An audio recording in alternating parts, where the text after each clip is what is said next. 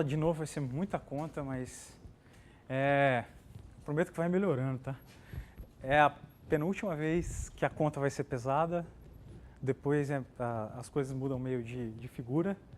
E antes de eu começar, eu fiz a correção na aula passada, mas acabou não saindo no vídeo, então eu vou ter que falar aqui do anósofo linear no toro. Quando eu fui falar, eu fiquei muito empolgado, aí eu saí falando de... Olha, já é errado de novo. 2, 1, 1, 1. E quando eu falei, os altos passos vão ser associados ao lambda mais lambda menos, vai ser lambda mais menos y igual a lambda mais menos x. Não, eu tinha que primeiro fazer resolver isso, lógico. Aí sim os altos passos têm inclinação associada a lambda mais menos 1. Aí sim, isso daqui são os altos passos associados. Aí a hora que a gente olha pro toro, ele vai ficar... Opa, vamos fazer com outra cor. Vai ficar aqui o S, aqui o EU, 0. Mas é tudo a mesma coisa, eu só me empolguei com a matriz aqui. Tava empolgado em falar do anósofo. Tá, mas não muda nada, tudo vale igual, se pegar a caixinha, todas as propriedades que eu comentei, é a mesma coisa, aquilo ali continua sendo irracional, não muda muita coisa não. Certo? Então hoje a gente vai fazer o teorema da variedade estável para ponto fixo hiperbólico. O que isso significa? Significa que a gente vai fazer muita conta, mas apesar de ser muita conta, o teorema tem uma ideia dinâmica. A origem da demonstração que a gente vai dar aqui, ela tem uma ideia dinâmica. Essa demonstração tem uma vantagem e uma desvantagem.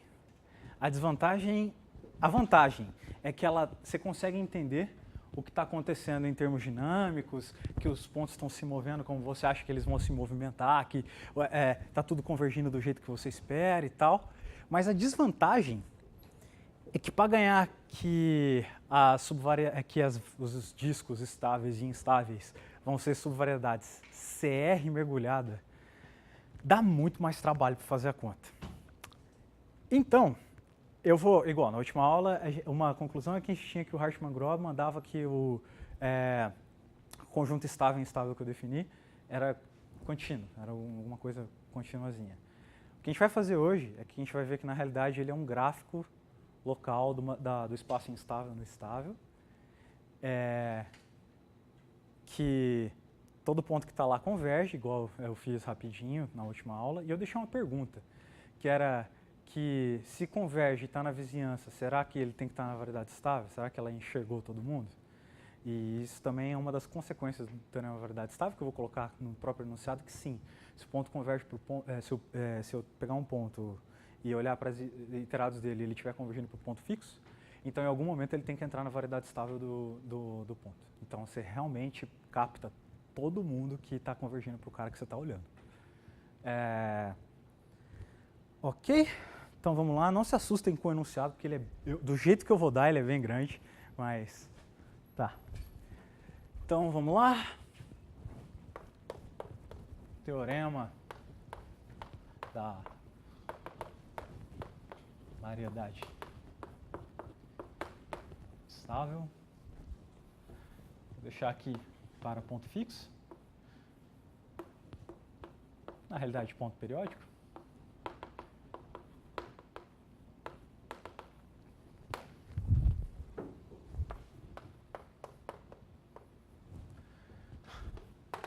Então, tá. Seja f de MM, uma variedade riemanniana completa, certo? Um dífio de classe CR e P, um ponto fixo, um ponto periódico hiperbólico de período K para F. Então,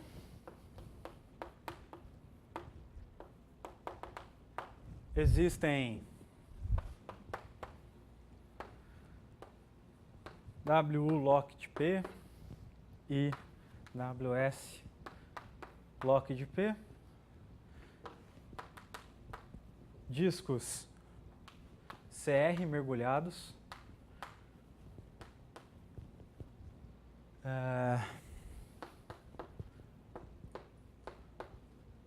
Tais que P está na interseção, W lock de P, lock de P.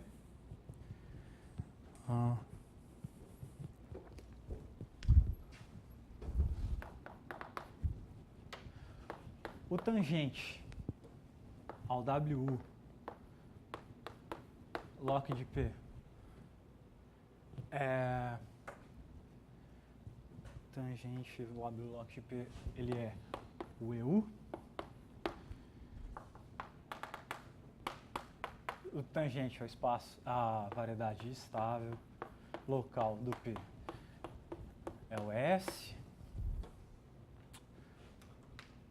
Eles são invariantes, no sentido de que se eu pegar FK, Wlock estável, ela está contida na variedade estável, e F menos K de lock de P está contida aqui. E tá, o que eu vou escrever aqui agora são consequências. Se eu tiver, que é o que a gente espera, né? Se eu tiver um ponto na variedade estável do P, se x pertence à variedade estável local do P, então Fnk de x converge para o P. Se o x está, na verdade, instável local do P, então acontece a mesma coisa para trás.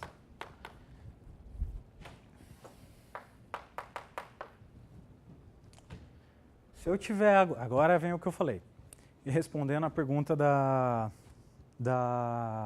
aula passada que eu deixei.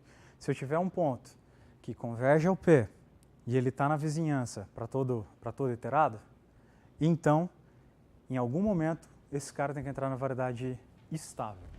Ou seja, se o y pertence, aliás, se o y está em uma vizinhança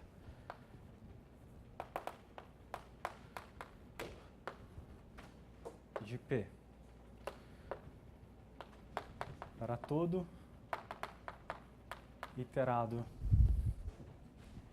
n vezes k.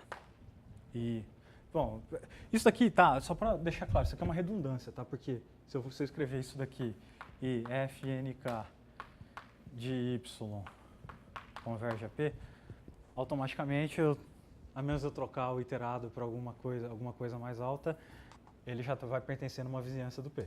Então, só estou colocando isso daqui para deixar realmente, para chamar atenção para isso, tá? E fnk de y converge a P. Então, existe M tal que Fm do y pertence à variedade estável local do P. O análogo para trás. Se y está em uma vizinhança de P para todo menos NK e F menos NK de Y converge a P. Então, existe M, tá ok? F menos M de Y pertence à variedade instável local de P. Tradicionalmente, o teorema da variedade estável vem até aqui. Isso daqui são consequências.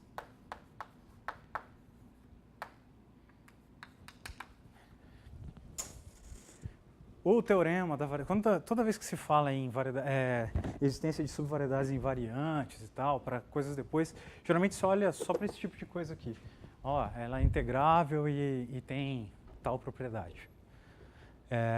Nesse caso, eu listei um pouquinho mais, fui falar dessas consequências, para que sinta qual é o papel da variedade estável e instável localmente.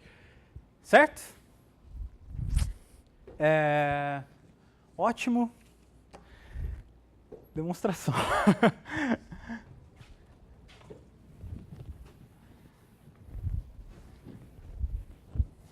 Vamos lá.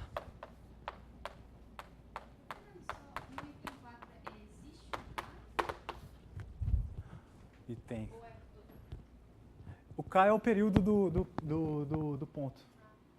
Então, se não... Isso, por isso é o NK, exatamente. Se você enunciar esse teorema para ponto fixo, que é a primeira coisa que a gente vai fazer é, suponha sem perda de generalidade.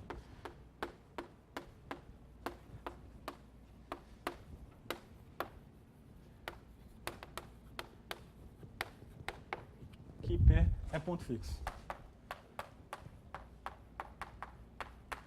Por quê? Se P é periódico, pois a demonstração é a mesma para G igual a FK. Então, a menos de você trocar F pelo iterado que dá o período do ponto, como é que fica? Fica que tudo fica igual. Está me dizendo que se eu pegar, que os dois conjuntos são invariantes. Se eu pegar a imagem da variedade estável, eu estou aplicando para dentro dela mesma. E, ok. O que acontece a princípio, assim, quando for periódico, vai ficar mais claro quando a gente falar de conjunto hiperbólico e tal, mas você meio que você vai estar pegando a variedade estável desse ponto, está aplicando dentro da variedade estável do iterado, está aplicando dentro da variedade estável do iterado, e você está rodando. Mas, a princípio, a gente não sabe direito o que está acontecendo. A gente sabe dizer só para ponto fixo. Ok? Tá.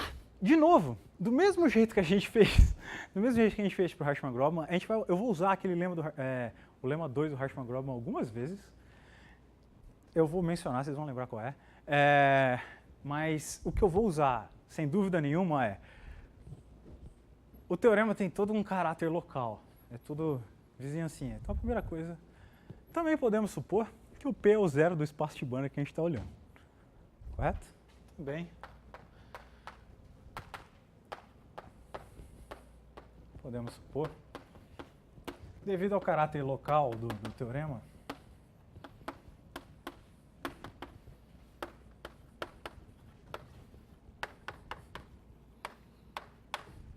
que P é igual a zero de E.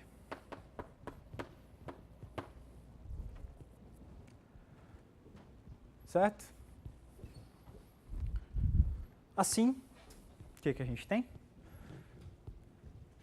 A gente tem, então, que a gente pode escrever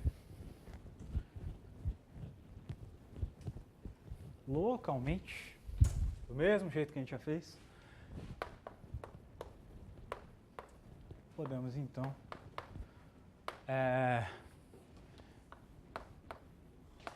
escrever localmente. Bom, o E, devido ao fato de ser hiperbólico, ele é 1E1 mais ES. E assim, tal qual. Assim, tal qual fizemos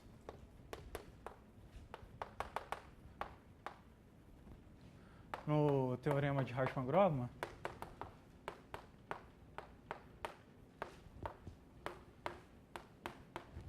a gente pode ver F como sendo a parte linear mais φ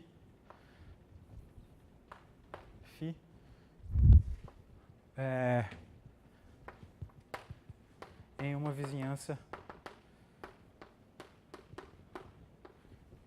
de 0 com φ.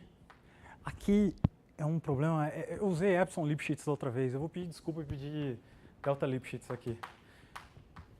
Não mantive essa anotação, mas acredito que não seja um grande problema.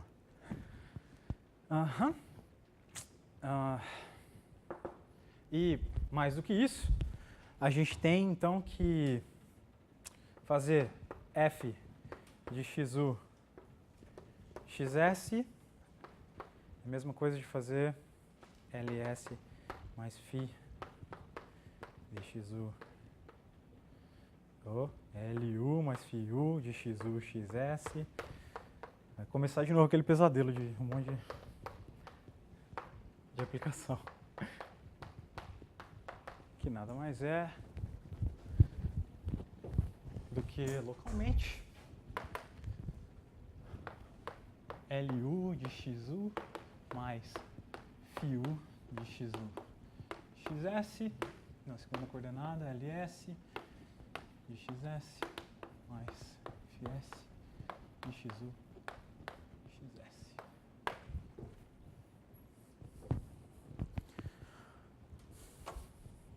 Ok.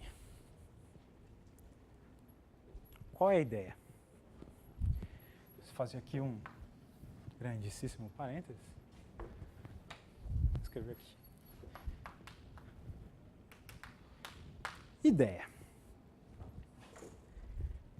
Por mais que eu tenha demonstrado como teorema de verdade estável, eu vou mostrar primeiro a existência da instável. E a estável é a mesma coisa para f-1. Ok? Dito isso, o que acontece se eu pegar aqui o EU, aqui está o meu ES, e aqui está meu ponto fixo, 0. Se eu pegar, lembre-se que, dinamicamente, o que EU faz é expandir, e o que o ES faz é contrair. Se eu pegar o gráfico de uma função aqui, uma função u, que passa pelo 0, o que vai acontecer vai ser isso aqui. Né? Esse daqui é uma aplicação u que sai de EU em ES. Se eu vier e aplicar a f, eu vou aplicar f aqui, né? Esse é um xu, e esse cara aqui é o u de xu. O que acontece se eu aplicar f em xu, u de xu? O que vai acontecer? Bom, eu estou pedindo a minha u passando pelo 0. Então, o ponto como eu estou pedindo u passando pelo 0, o u de 0 é 0. O f é ponto fixo, então a hora que eu olhar para a imagem do ponto, ele ainda, pegar f desse gráfico, ele ainda vai passar pelo 0. Legal? Então, se eu desenhar de roxo a imagem, a gente sabe que no 0, ela ainda vai passar por aqui. Beleza? O que acontece com esse cara aqui? Ele tem uma coordenada em EU e ele tem uma coordenada em ES, certo? O que tem que acontecer com essa coordenada? A coordenada aqui tem que acontecer o quê? Tem que se afastar, porque essa coordenada está em cima de EU. Então, essa coordenada aqui, ela vai mexer um pouquinho para cá. Essa daqui tem que descer um pouquinho, né? Porque quando eu vou iterando para frente, essa coordenada desce. Então, esse ponto, ele vai vir em algum lugar aqui na frente. E isso vai acontecer para todos, né? Então, se eu pegar f desse gráfico, eu vou ter que o outro gráfico vai estar por aqui. Só que, se eu não limitar, o que vai acontecer é que esses caras têm que acabar saindo da vizinhança onde a gente pode escrever essas coisas aqui. Para evitar esse tipo de problema, eu vou pegar um epsilon pequeno aqui, ó. Vou até apagar aqui. Uma distância epsilon aqui. De forma que eu vou olhar só para as aplicações não definidas em todo o EU, nessa vizinhança grande, mas numa pouquinho menor, para que quando eu aplique a função, se eu estou aqui, certo? Esse ponto, o meu limite do EU epsilon está aqui. Quando eu aplicar, essa coordenada vem para cá. Então, a imagem desse ponto da função pela f ainda vai estar dentro dessa vizinhança e eu poderia aplicar de novo a aplicação e vai dar um outro gráfico. Beleza? Então, ok, eu vou olhar para um corte de vizinhança epsilon aqui, vou pegar um gráfico de uma função, olhar para a imagem, e seria maravilhoso, maravilhoso, se isso daqui fosse um gráfico de uma função também. Tá, três coisas. Primeiro, tenho que definir esse espaço direito, para evitar o problema de escapar de vizinhança. Segundo, eu preciso ver que, porque nada, a princípio, impediria de eu ter um negócio assim, né? E deixar de ser um gráfico de uma função. Mas vai ser gráfico de uma função.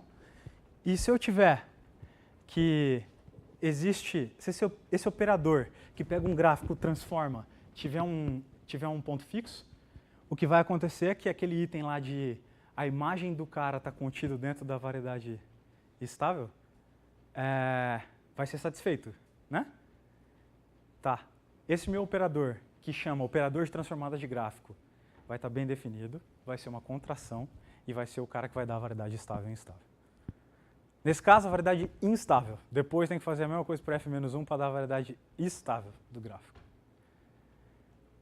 Ok? Tá, a ideia é essa. Isso daqui chama operador de transformada de gráfico.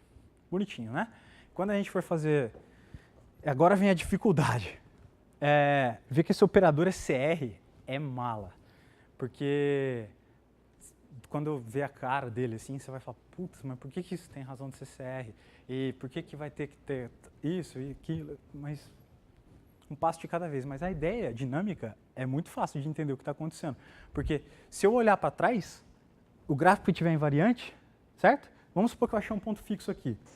Achei um gráfico que está aqui e não se mexe mais. O que acontece quando eu vou olhando para f-1 desse gráfico? Os pontos vão estar aqui, eles vão se mexendo só aqui dentro. Se eles estão se mexendo só aqui dentro, eles vão acabar morrendo dentro desse cara. Por isso que esse cara resolve o problema para mim. Legal? Tem uma ideia dinâmica bem forte do que está acontecendo.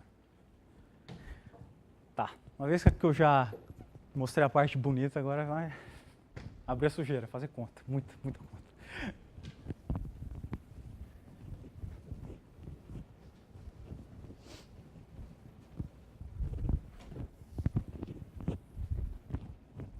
Vamos lá? Vamos definir o espaço. Primeiro, vou olhar, considere E, U, epsilon como sendo os XU, pertencente a U, tal que a norma XU menor que epsilon. É o que faz o papel de controle aqui embaixo, certo? Esse daqui vai ser o meu EU epsilon. É, domínio de cada um dos gráficos que a gente vai definir. Tá? E defina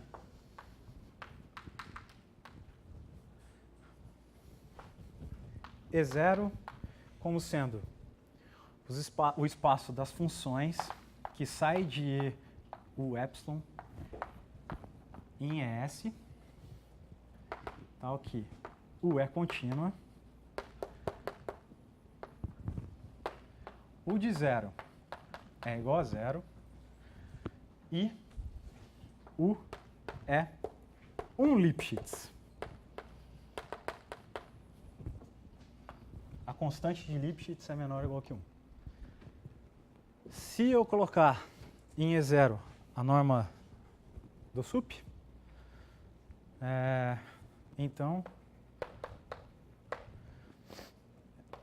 E0 com a norma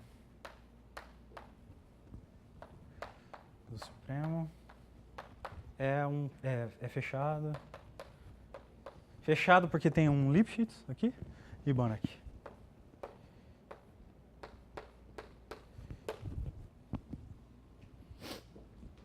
Beleza? Até agora alguma dúvida? Estão entendendo a ideia dinâmica por trás da coisa? Porque fechado por ser um Lipschitz. Se eu tiver duas aplicações que são Lipschitz, coloca a norma do supremo, o que vai acontecer? Você vai ter que o controle de uma vai ser, as duas vão ter o mesmo tipo de controle Lipschitz total. O U mais V, por exemplo. Certo? Ok. Ótimo. U mais V não, sequência de UN convergindo a U. Tá, eu ia falar O que acontece então, se a gente olha, a gente quer definir um operador de E0 em E0. Por que a gente pede U de 0 igual a 0? Vamos lá. Essa daqui é para virar contínua, é para ficar boa, para no gráfico, no limite, se existir a contração, que ela seja contínua. U de 0 igual a 0 é para preservar o ponto fixo, né? Para eu não ficar mudando o ponto fixo de lugar toda hora. E isso daqui é para garantir que o operador vai estar bem definido. O que acontece então, se eu vier e aplicar a f a um gráfico? Dessa forma,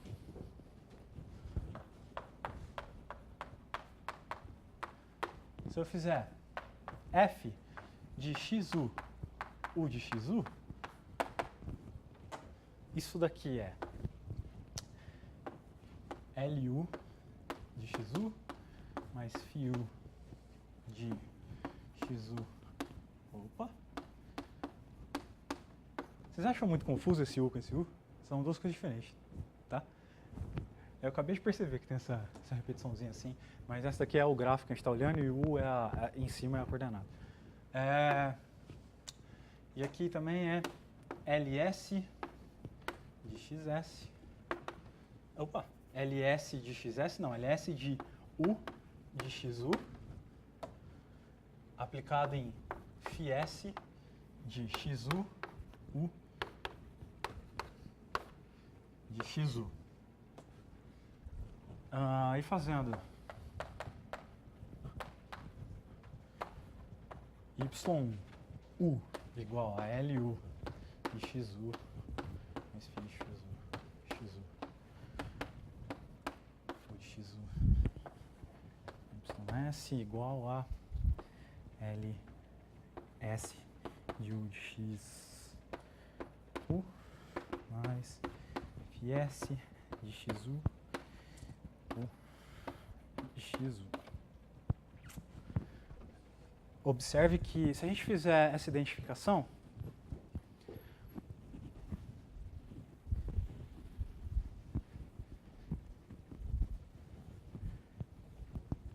a gente tem então que YU, e fazendo, temos que YU, ele é uma espécie de G já usei, H eu vou usar outra hora, dá o nome da função aí,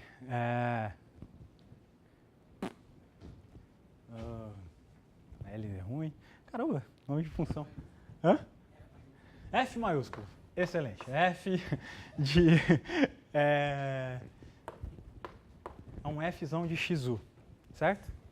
Se Fzão é invertível,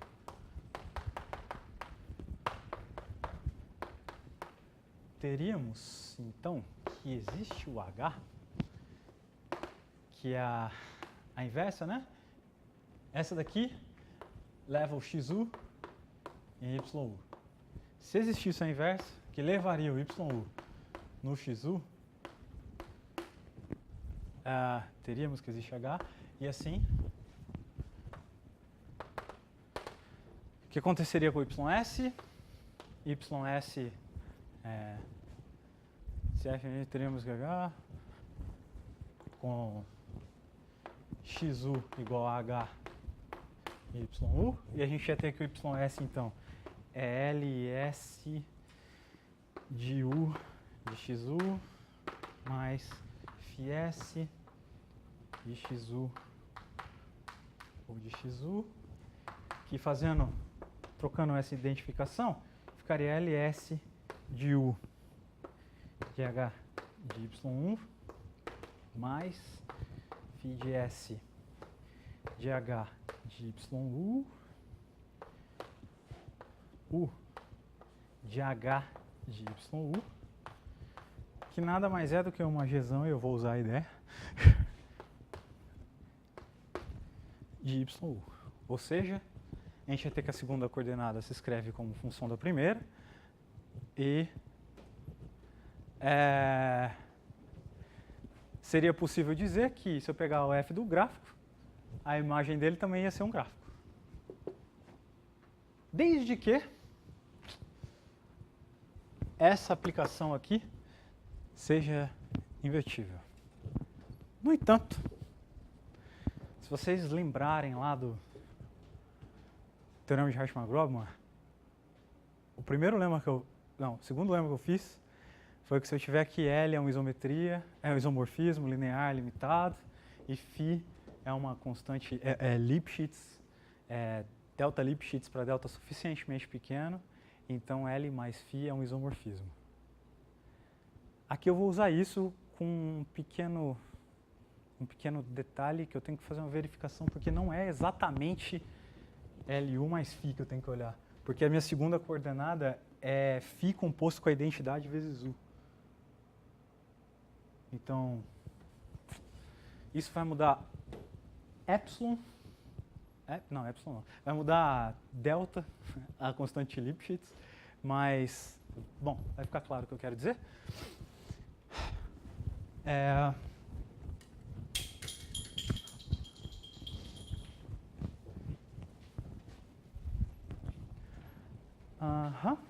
Então, do lema 2,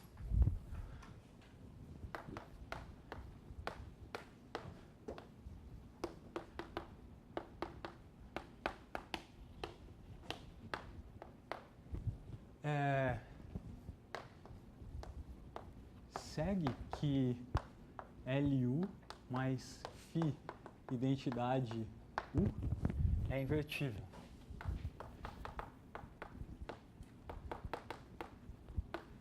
Pois eu só preciso fazer a verificação de que essa daqui ainda é delta Lipschitz para um delta suficientemente pequeno.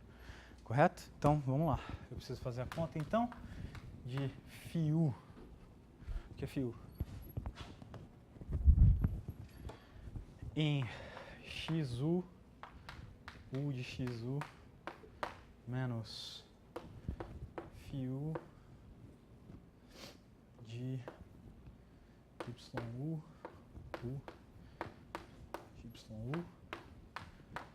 Isso daqui é menor ou igual delta vezes a diferença, vai ficar xu menos yu, u de xu menos u yu.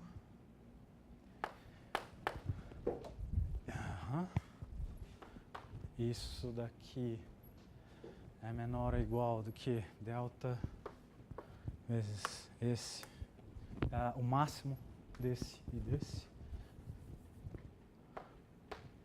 Máximo xu menos yu e desse. U xu menos u de yu. Só que essa é um Lipschitz, aí já está começando a aparecer a mágica. Aqui é menor ou igual. Delta máximo xu menos yu. Um Lipschitz, xu menos yu. Menor ou igual. Delta xu menos yu. Ok? Logo, é um isomorfismo.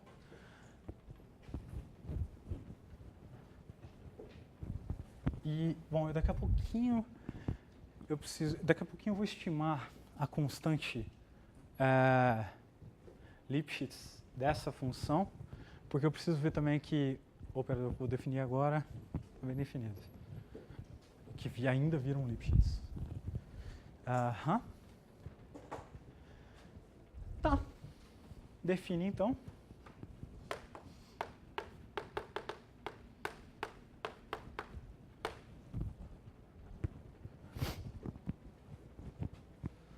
Define então T, que sai de E0 e E0, que para cada U associa TU, onde TU de YU é igual a YS e YU é igual a isso daqui. YU é LU de XU mais Φ U de XU.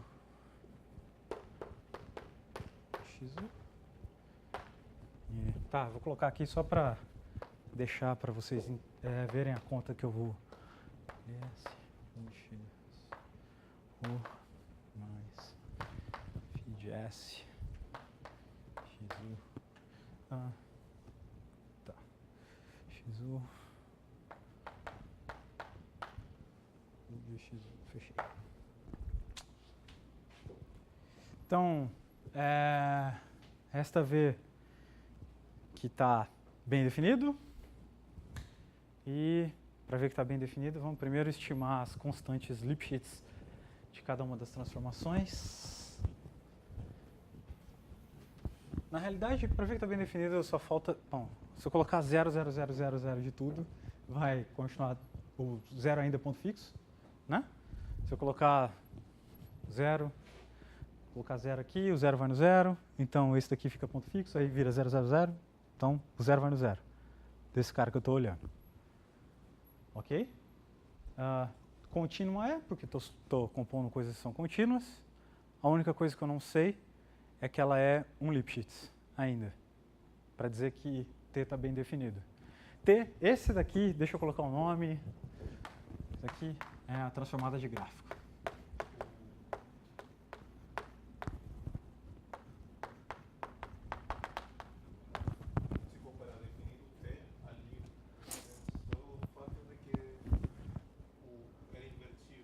Sim. Que eu consigo escrever o YS como função de YU. É isso que eu preciso para definir.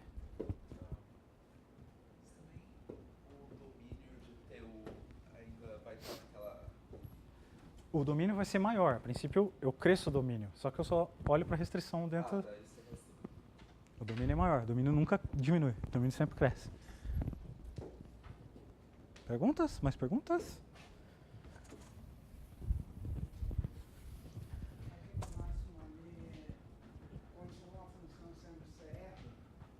Aqui, a princípio, não tem nada CR, tudo contínuo. Só contínuo. Isso. Tudo contínuo, a princípio. Tá.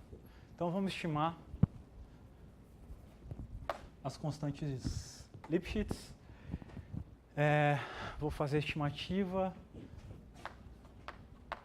dessa função. Por que está acontecendo? Está acontecendo é o seguinte, né? Eu levo daqui para cá e depois daqui para cá. Então, a constante Lipschitz, eu vou calcular essa, e a constante Lipschitz total vai ser o produto das duas. Ok? Então, primeiro estimar essa constante. Então, eu preciso olhar para Lx1 com Lx2, naquele cara ali, e ver se eu consigo dizer o que acontece. Então, eu venho aqui, olho para LU mais FU com X. Estou colocando assim por causa do que está ali dentro, ok? Vai ser menos LU menos FU com Y. Isso daqui. A gente sabe a desigualdade que a gente tem, eu vou usar isso muito, tá? A desigualdade que a gente tem é que se eu tiver L de X com L de Y, isso daí é maior ou igual do que, é menor ou igual a norma do L vezes a distância de X a Y. Se eu compor com L menos 1, vai ficar a distância de X a Y desse lado, menor ou igual do que norma do cara vezes L menos, a diferença do L menos 1. Então significa que eu vou passar L menos 1 para o outro lado. Tá, deixa eu escrever, quebrar aqui e vou... U de X menos LU de Y mais Y. Ainda estou um pouco confuso. Você usou, tipo, que o F é composto quando é sobrejetivo, né? Porque O L, definindo o TDU em função do Y. o L composto com o quê? O F é composto com, tipo, porque o Y não está definido a partir do...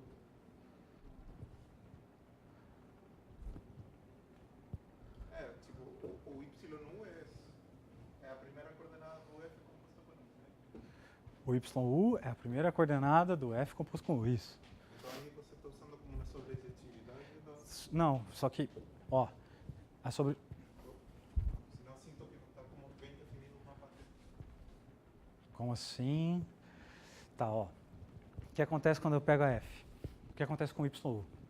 O YU vai ser sobrejetivo porque o domínio cresce. Então, eu sempre vou bater em todo mundo. Então, sempre vai ser sobrejetivo. Porque eu pego o epsilon e aumento. Então, eu sempre vou passar por todo mundo. Entendeu? Por isso que é sobrejetivo. Sacou? É justamente o espaço, pelo fato do espaço ser expansor, pelo fato do espaço crescer, se eu pegar aquela coordenada, todo mundo aumenta. Nunca vai, sempre vou cobrir todo mundo. Sempre vai ter mais caras para fora. Sacou? Tá aqui. Isso daqui maior ou igual esse menos esse. U x menos u y menos x de y. Isso aqui vai ficar então. Aqui que eu falei, ó, se eu tiver essa diferença, isso daqui é maior ou igual do que a norma do inverso. Certo? Ok essa desigualdade? Ou... A desigualdade que a gente sabe é que se eu tiver L da diferença, L de x menos y é menor ou igual do que a norma de L vezes a diferença de x mais y. troca x por L menos 1 de x, y por L menos 1 de y, você vai ter o que eu estou usando. Ok? Isso aqui então vira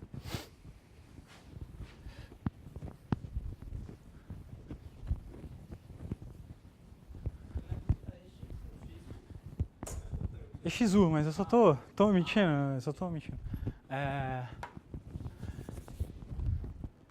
Não, acho que não vai fazer diferença, eu vou tomar sup de tudo, então, tá. Aqui então vai virar maior ou igual do que norma de LU menos 1,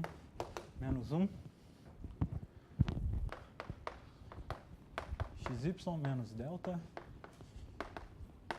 X menos Y, é igual a LU menos 1, menos delta, X menos Y.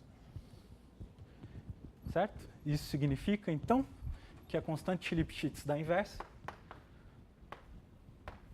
Logo, a que eu calculei efetivamente aqui é desse para cá. Então, a efetiva, contrário. Logo,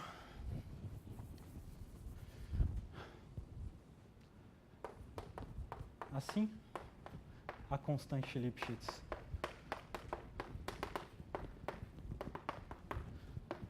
de YXS é 1 sobre LU menos delta, que é equivalente a dizer que H é 1 sobre LU menos delta Lipschitz. No lema do Harshman-Grobman, no lema 2, efetivamente, do Harshman-Grobman,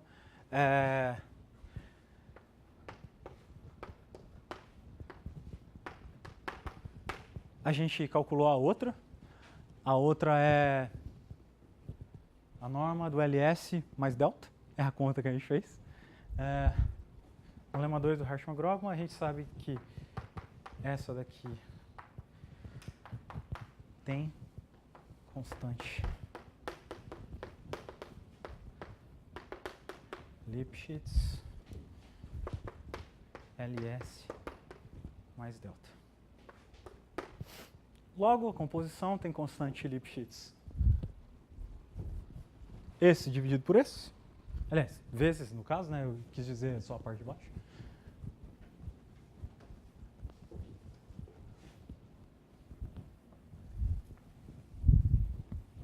Dessa forma. Olha aí, nem precisava ter apagado dessa forma. YU que leva XU que leva YS tem uma aplicação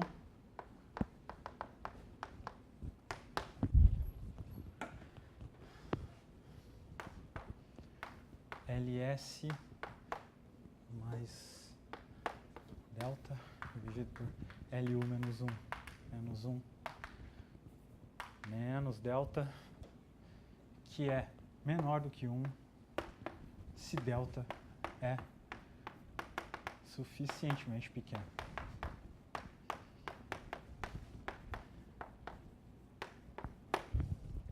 Consequência disso,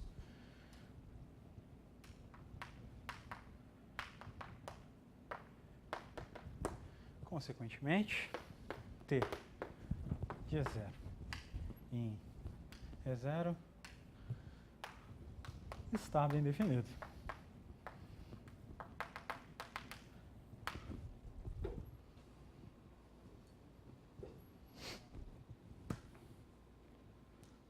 está usando então aí que a norma de LS é menor do que 1 e o mesmo que as preferes? Isso. Essa daqui é maior que 1. Então, né?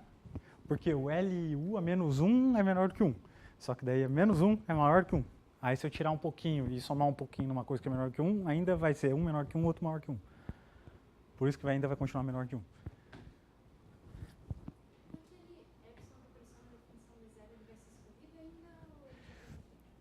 aquele epsilon da definição do E0, você pode fixar um que fique dentro, porque é o seguinte, depois ele vai, quando você vai fazer C1, você vai precisar de outro epsilon. Quando fizer C, só que você tem TCK, né? Então você vai ter que fazer para todas, talvez tenha que mudar o epsilon para mudar a vizinhança, mas você escolhe um que fique dentro da vizinhança, onde vale aquela identificação f é igual a parte linear mais uma função delta Lipschitz. E o epsilon também depende do quanto você quer diminuir o delta. Então, você vai ter, o que vai determinar o negócio é todas as derivadas. Beleza? Tá. Então, T tá bem definido. Esse operador é meio esquisito, né? Quando você olha ele. Ele é uma coisa, um objeto dinâmico, ele muda gráfico de função. E o que falta ver é que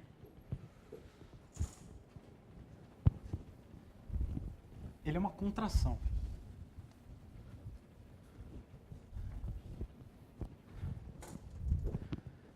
Né? Então, resta ver.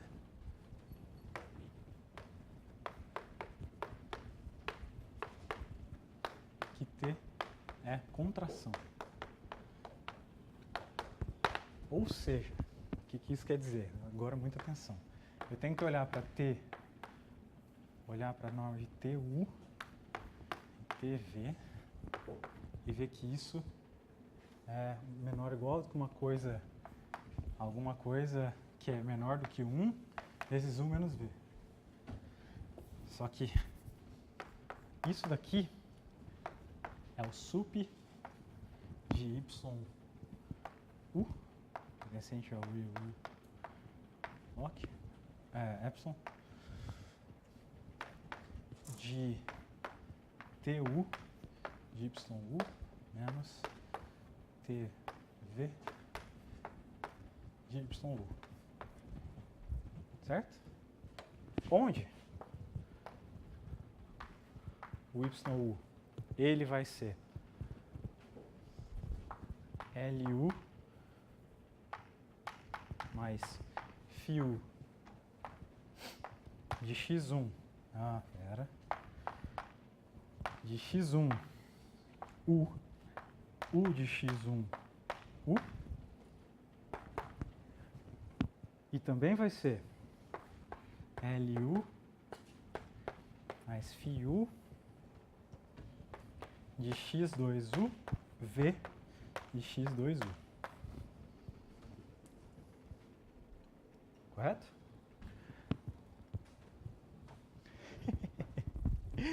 É muito confuso, cara. Não se sintam mal.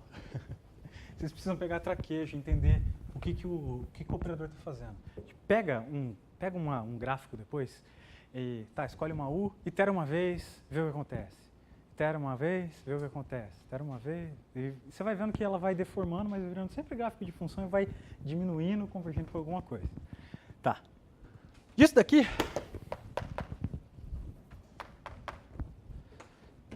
a gente tem então que o LU de x1U menos o LU de x2U é igual isso, esse menos esse. φU de x2U V de x2U menos φU de x1U U x1U. Ok?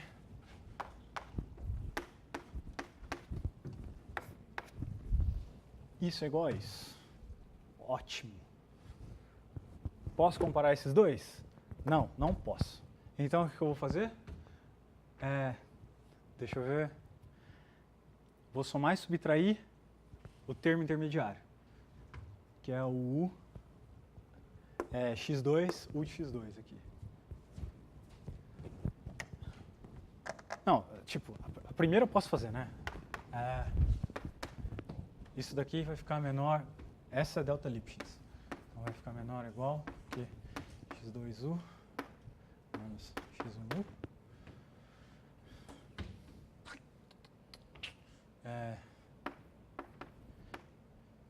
2xu menos u de x1u menor ou igual, agora, delta.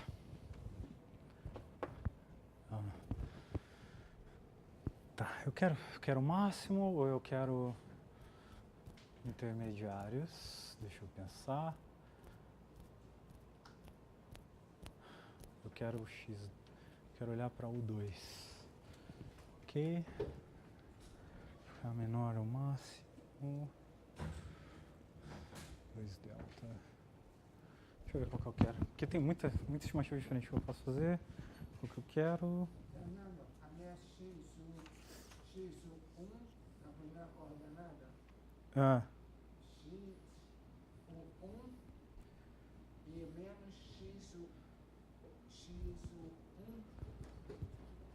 aqui? Não, embaixo. Aqui? Aqui? Aí.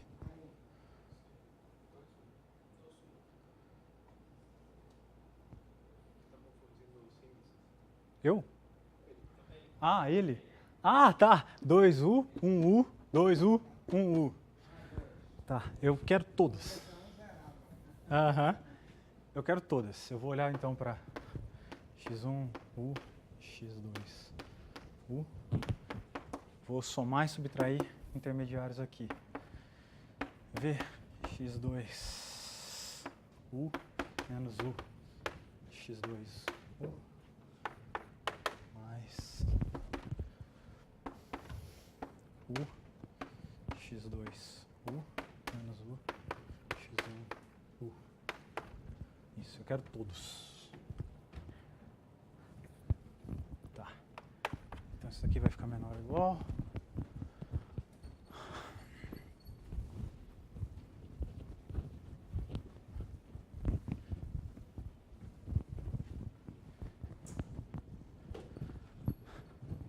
Isso aqui vai ficar menor ou igual o quê? Vai ficar menor ou igual esse, ok? Deixa parado. Esse daqui é menor ou igual do que a distância desse a esse, não é o nome do sup. E esse é menor do que delta vezes a distância desses dois.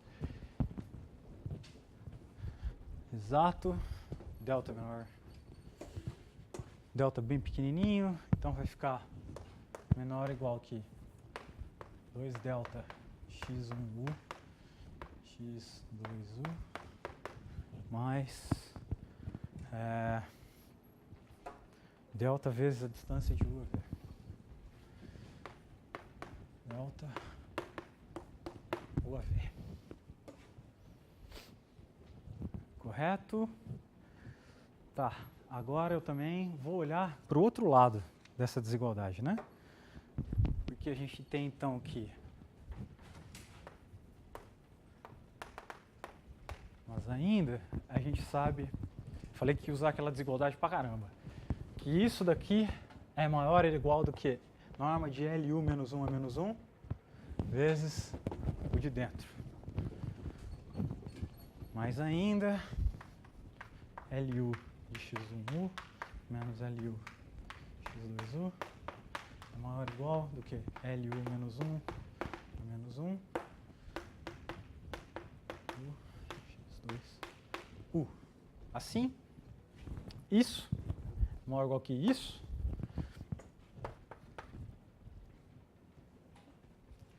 Isso implica que 2, qual que eu vou manter? Vou manter aquele ali. L, U a menos 1. A menos 1 menos 2 delta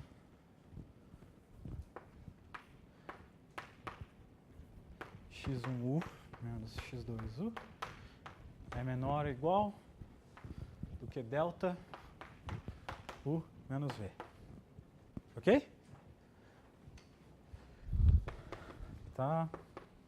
x1u menos x2u menor ou igual do que delta divide LU menos 1 menos 2 delta U menos V. Eu ia fazer sacanagem e chamar de estrela, mas é... Eu vou usar isso daqui depois, tá? Na hora de olhar para as diferenças efetivas das coisas. Correto? Também a gente tem que... A forma mais simples de olhar essa outra parada é... Tem que fazer outra estimativa que precisa. Também eu quero fazer uma coisa parecida para o LS aqui. Então vai ser FS de x1 U de x1 U menos FS x2U x2U, que fica menor ou igual delta de x1U menos x2U por x1U menos v x2U menor ou igual delta multiplica x1U x2U mais intermediário por x1U menos u x2U mais u x2U menos v x2U menor ou igual 2 delta x1U menos x2U mais delta U menos V. Estou esquecendo alguma coisa? Acho que não. Agora a gente vai ver que é contração.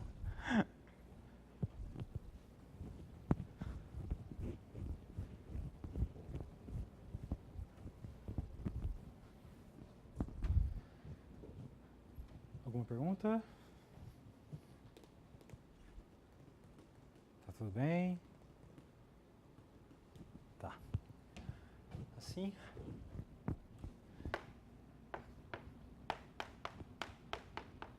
Sortando.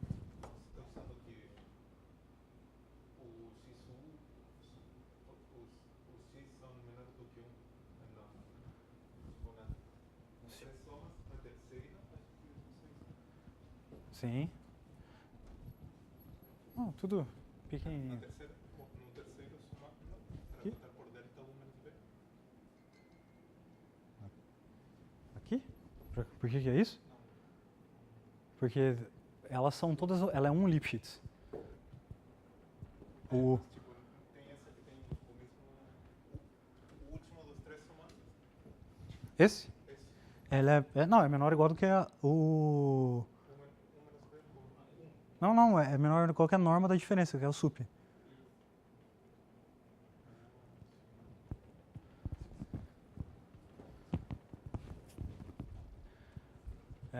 Portanto, a gente então precisa calcular TU menos TV é igual ao sup dos y1 YU. Tá aqui. YU igual a... É igual, é o que eu apaguei, acabei de apagar. O YU é igual àquele TU de S, blá, blá, blá. Então eu vou colocar tudo em... Vou colocar x1. Quando eu coloco x1 aqui, o YU depende do x1 e do x2.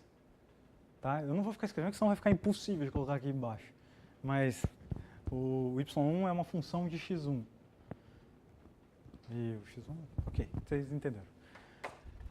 Tá. Bir, então. Ok? ls mais φ s do x1u u de x1u É isso aqui que eu tô querendo dizer, né? Não vai aparecer y1 em nenhum lugar. Só que isso daqui, esse é associado a esse. ls mais φs de x2u v x2u sup yu de ls de u x1u menos u v x2u mais φs x1 de u x1 de u menos φs de x2u v x2u é menor ou igual sup yu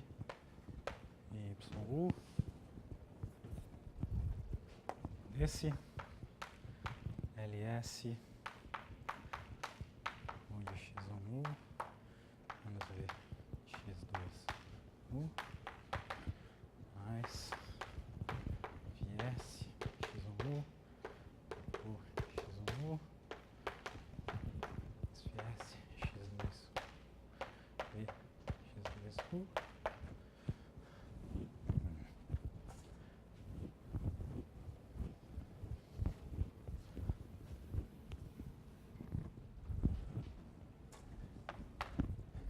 que é menor ou igual. Essa daqui vai ficar menor ou igual do que o próprio. Deixa eu ver qual que eu quero. Ver se eu não tô. Ah, é. Eu queria somar e subtrair x. Eu falei, tem que olhar qual que é a estimativa certa, que senão eu vou acabar fazendo cagada. Tá. Qual que eu quero? Eu quero então somar e subtrair u de x2 para poder. Não esquece essa daqui. Eu vou fazer o seguinte. Eu vou fazer u disso. Deixa eu refazer. Esquece. Vai ficar então menor ou igual. Pode trocar o sup de y por x também. Pode. Mas vai ficar pior. Eu tô colocando ali porque eu tinha definido do outro jeito, mas no fundo é um sup em x1 e x2. Seria assim, sup de x1 e x2, tal que u de x1, aliás, h de x1 do u é yu, entendeu? Fica meio ruim para escrever. Ah, sim. Entendeu? Pra ver se tô entendendo. Tá, vai ficar menor ou igual do que o sup em yu do ls u de x1u menos o ls, era isso que eu queria, u de x2u, tava vendo que tava faltando alguma coisa, mais o ls de u de x2u menos o ls do v de x2u mais o φs de x1u u de x1u menos φs de x2u v de x2u. É porque como eu fui fazendo tudo build Casas Bahia, tudo separado, então tudo parceladinho, então eu não sabia como eu queria separar. Aí, tá, essa daqui eu já fiz, né? Foi a última que eu fiz aqui. É essa. Ok. E essa daqui então é menor que o sup de ls. Não estava dando porque precisa ser o mesmo cabo, aí não estava dando certo. Delta vezes x1u menos x2u, ok, mais ls, u menos v, mais 2 delta x1u menos x2u mais delta u menos v. Ok? Precisava separar as coisas bonitinhas. Apareceu esse, precisa ter o mesmo u para dar certo cair no sup aqui. Esse daqui é ls menos a diferença dos dois. Esse e esse.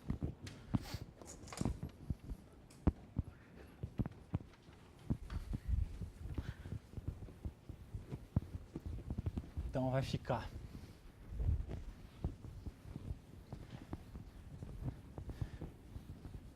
esse é o momento, ó. Por que eu fiz aquela primeira estimativa? Aqui vai aparecer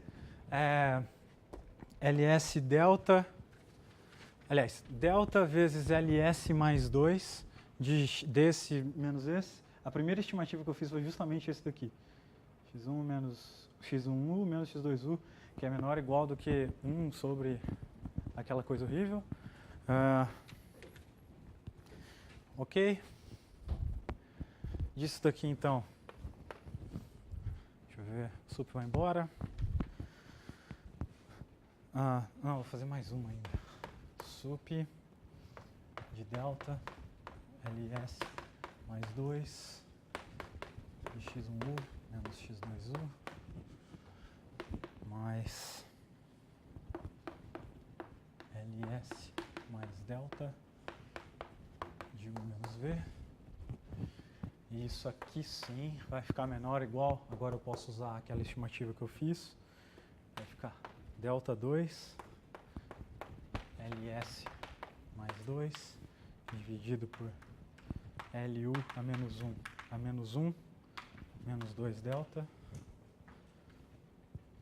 vezes u menos v mais ls mais delta u menos v. Aí você vem, dá uma de malandrinho e fala assim, olha, se eu tomar delta suficientemente pequeno, isso daí fica melhor que 1. Aí vocês faz a conta aí, acredita em mim. Se delta é suficientemente pequeno, T é a contração.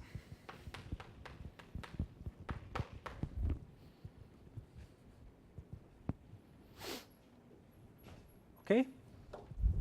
Logo,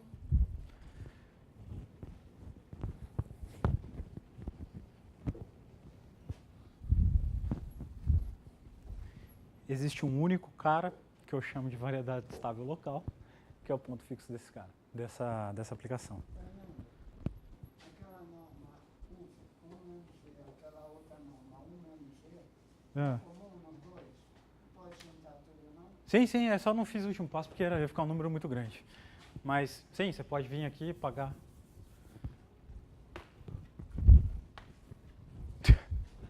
Problema resolvido. Fica menor. Sim? Você pegou o menos G e bota. Sim. Certo? Então, logo, existe um único U, rapaz, que é a variedade instável local de P. Então, aqui, T de U é igual a U, e é tal,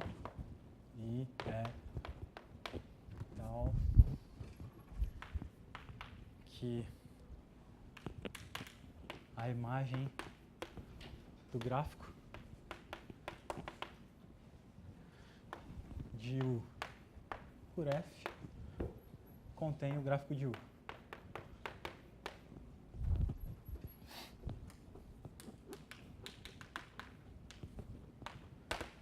Né? Isso daqui, então, está querendo dizer que F menos 1 é estável local de P, contido na verdade instável local de P. O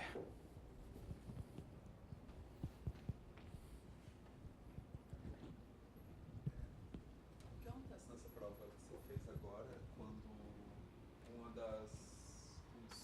os passos a zero só tem Em dimensão menor, você fala? você tá com... Tipo, um é 0 e o outro é tudo. Que aí o gráfico ia ficar bem estranho. Mas acho que é mais fácil. É mais fácil. Ah, tá. Todas as tipo, a estimativa do espaço onde é zero é tudo zero. Então, todas as contas saem mais fácil. Vai ser tipo 0 Lipschitz, é mais, entendeu?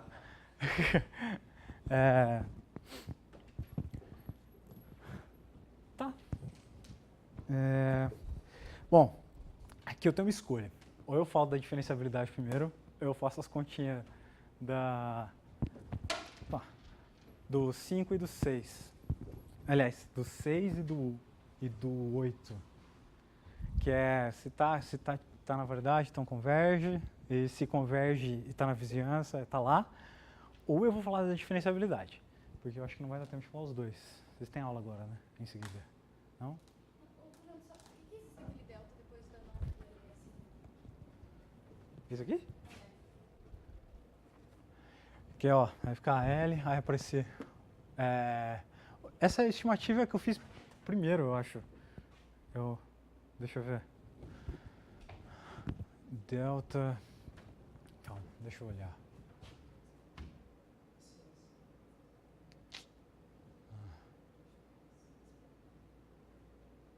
Deixa eu ver, eu não lembro onde que eu fiz. Eu fiz a estimativa antes, aparecia um delta. Mas também, se ele não aparecer, é um delta menos aqui, ainda vai dar para controlar igual. Tá. Antes de eu fazer diferenciabilidade, eu vou fazer as consequências, depois eu falo da diferenciabilidade. Qual é a ideia da diferenciabilidade? Vou explicar por que é chato. Eu vou pegar aquele operador que eu defini, esquisito daquele jeito, e vou fazer a seguinte pergunta: o que acontece se a função que eu estou olhando, em vez de ser contínua, fosse diferenciável? Aí eu pego aquele operador e derivo, porque todo mundo vai ser diferenciável, vai ser C1, inclusive a função Lipschitz, naquele caso. Faço a derivada. A derivada vai dar uma coisa horrível, aí eu uso as duas informações que eu tenho, o que é o YU, derivo aquilo lá também, aí eu volto, substituo no original, eu vou ter um operador que vai atuar no espaço das aplicações lineares. Certo? Mas isso daqui a pouquinho. Agora vamos fazer continha bonitinha. Tá. Ok. Já falamos de diferenciabilidade, agora nós vamos falar das consequências, que se eu tenho... Vou fazer a 6. Estou usando aqui porque eu não lembro mais qual que é número, é qual coisa. Se o x está na variedade instável local... uma coisa que eu... Então... não, uma coisa que eu esqueci de falar. Essa da variedade instável, se eu fizer a mesma coisa para f-1 transformada de gráfico da inversa, defino as aplicações que saem de uma vizinhança da inversa da vizinhança do ES epsilon no EU, faço tudo igual, certo? Eu vou definir outro operador de gráfico estável agora, só que vai ser tudo em função de f-1. Todas as estimativas vão aparecer ao contrário, onde LS vira L1, onde L1 vira LS. Menos 1, tudo invertido. Você vai achar a variedade estável local. Tá? Só para deixar claro que eu deixar isso fixado. Ok? Então, x é igual a f de xu, u de xu, algum xu. Então, implica que f menos 1 de x é xu, u de xu. Como a gente tem, então, aqui L mais φ de xu, u de xu. Isso daqui é maior ou igual que L, x,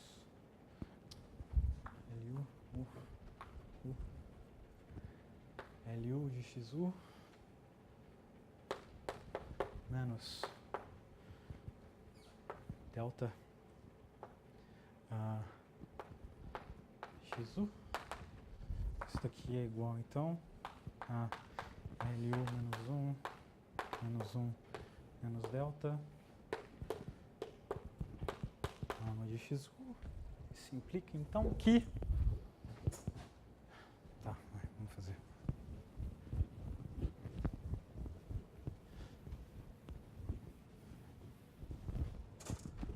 Então, a gente tem aqui a norma de f menos 1 de x é menor ou igual que 1 sobre LU menos 1. É a mesma estimativa que eu fiz agora há pouco. Menos delta. A norma de x. Tá. Aí o que eu faço? Faço aqui menos n elevado a n. Esse é maior do que 1, esse número de baixo aqui. Então, esse aqui vai a 0. E, portanto, converge para o 0. Acaba que eu estou olhando. Ok. Agora falta... Essa parte é um pouco delicada.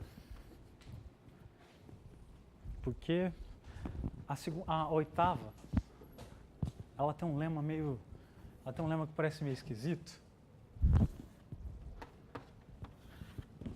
É um lema meio... Parece meio estranho. É uma coisa dinâmica que acontece. Ela tem uma interpretação, tá? Nossa, larga os dois apagadores lá. Eu vou dar o segundo lema do outro lado com um desenho que vai explicar o que ele está querendo dizer. Porque ele é muito estranho. Mas ele tem uma razão, né? Como a gente olha para o produto na norma do máximo, a gente olha para o ES e o EU na norma do máximo, então, vocês conseguiram fazer o exercício que eu deixei na última aula? Conseguiram? Beleza. Tá, então vamos ver se vocês resolveram desse jeito. 8 vai decorrer do seguinte lema, ó. Lema. Se x e y são tais que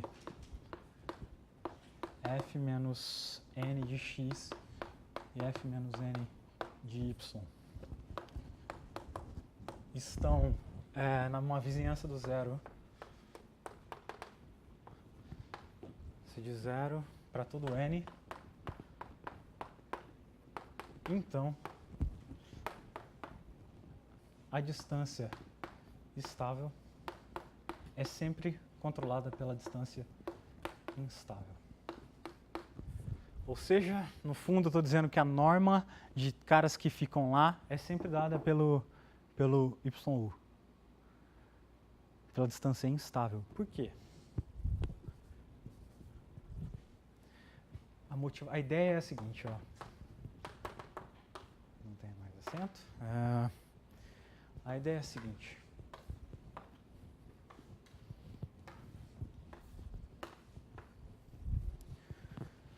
Se eu tiver, tá aqui o meu ponto fixo. Se eu tiver, que os caras estão aqui, eles estão a uma distância aqui, controladinha, certo? Aqui é o EU, aqui é o ES. Se eles estão a uma distância boa, uma distância que, nesse caso aqui, fica maior do que a distância do EU, num próximo passo, esse cara que está no gráfico, por exemplo, ele vai descer um pouquinho, só que esse outro cara tem que subir. Essa distância vai crescer. E em algum momento, esse cara tem que sair da vizinhança. Ele não vai poder ficar ali dentro. Esse é o coração da prova. Eu ia fazer essa demonstração, mas por causa da hora, eu não vou fazer hoje. Se vocês quiserem, eu faço na aula que vem. Devido à hora também, eu não vou fazer o C1 hoje. Eu vou dar uma ideia de por que funciona o C1 no início da próxima aula. E só uma ideia, porque vocês vão entender o que eu quero dizer com a transformação. Eu vou deixar como exercício. Se vocês quiserem, depois eu posso resolver.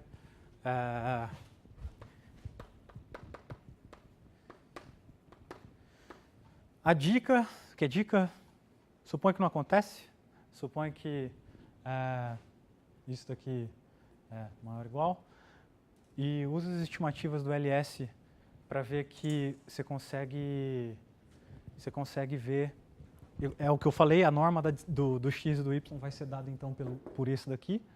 Usa a estimativa parecida que eu fiz com aquela de controlar por cima o LS, certo? O LS controlando a norma do outro por uma coisa que vai ser maior do que 1, e a hora que se for maior do que 1, você vai iterando, ele vai explodir, ele tem que sair da vizinhança. Essa é a dica do exercício. Suponha que não acontece. E faz a estimativa do LS e do LU. Para você ver que, de fato, a norma da imagem é dada pela parte estável. E isso dá problema, porque tem que explodir quando eu vou olhando. Tá. Pô, eu queria falar da parte C1, mas acho que melhor não, vocês já estão de saco cheio de me ver fazer conta. Na aula que vem eu dou uma ideia de como é C1, só uma ideia, e eu começo a parte de conjuntos hiperbólicos para a gente poder finalmente fazer exemplo interessante, além do ANOSF que a gente já fez, né? Mas é isso aí. Foi mal as contaiadas de novo.